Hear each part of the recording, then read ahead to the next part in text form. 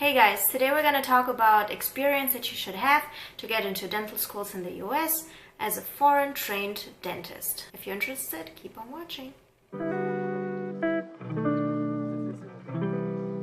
So dental schools definitely want you to have a couple experience here in the US to show them, hey, I know how dentistry is done here in this country. So there's definitely a couple of things that you should do just to stand out as a candidate for those dental programs. First obvious thing to do is a dental assisting. So I would recommend you to get at least 6 months of assisting experience here in the US. It does not have to be paid whatsoever. It could be volunteering, but if you're already living here and if you have your work permit, definitely do some dental assisting. So most states don't require you to be registered, meaning you can just work without having any certificates or any licenses. But some states are a little bit more strict with their rules. So me, for example, I worked in New York as a dental assistant and in Alaska, and I didn't have to present any certificate whatsoever. I could just work without any problems. Whereas now I'm located in Texas and they are definitely requiring the dental assistant license. And dental assistants usually just go to school for 6 months to a year. There are also very short programs of only 3 months, which are quite inexpensive as well. So if you want to do that, you can definitely do this. But there's also another way. Whatever state you're located in, they have a dental board. So you can look them up online, call them, and let them know what your situation is, and maybe you have already passed your board exams. So if you have done that, you can send all of that in,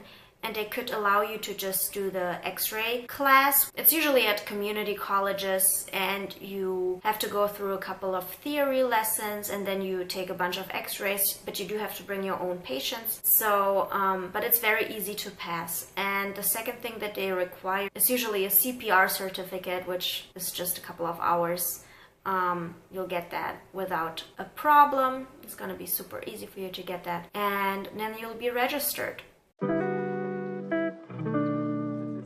The second thing that you can do to definitely stand out, and I have heard multiple success stories of people getting into dental school here just by presenting this license, and this is the dental hygiene license.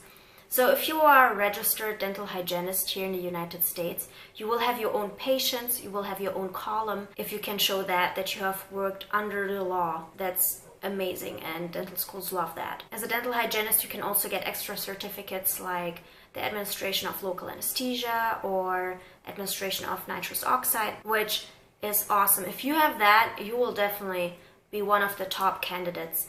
You will definitely stand out as a hygienist, but it's not as easy to get the hygienist license as it is to get the dental assistant license. So the only state where you can practice without going back to school is Florida. In every other state, you do have to go back to school. They don't care if you already passed the board exams or not, but you do have to go to school and complete a 2-year program. Later on, you take all their board exams and additional exams that they require you to take, and then you get your license. But Florida is an exception. There you can just take a couple of exams, which is one theoretical one. It's like a mini board exam. The second one is a practical exam, and the third exam is regarding Florida rules and regulations. But it's definitely easy to pass, and it's very doable, especially if you have already passed the dental board exams. The other good thing is that dental hygienists make a really good salary. They make at least like triple of an assistant. It's definitely worth it to take a look at that, especially if you are flexible in what state you can practice or want to practice. The third thing that you have to do to stand out is volunteering. Any volunteering counts, no matter if you volunteer at a dental office or do some community service. It basically means that you're working for free and you offer your services without wanting anything in return. So what I did is I worked in some food banks and I did some volunteering at a dental office where I just helped out. The dentist didn't pay me at all.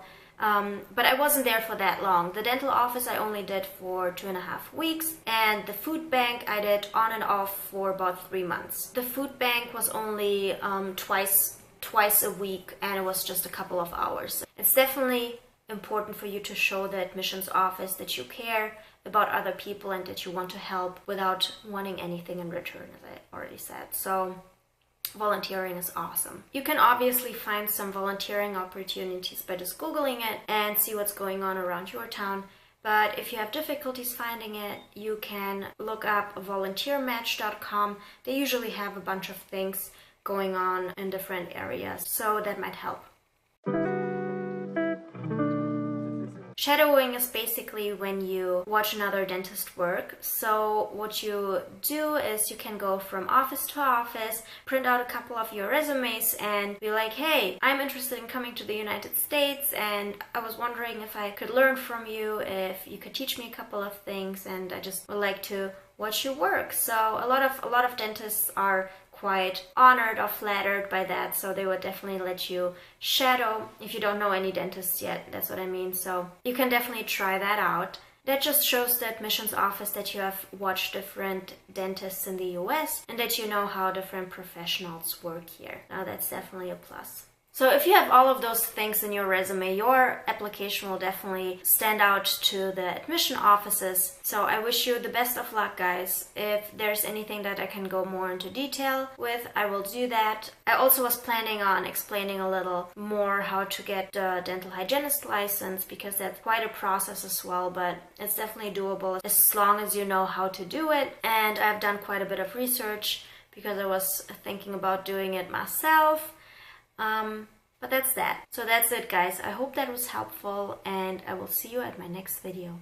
Bye.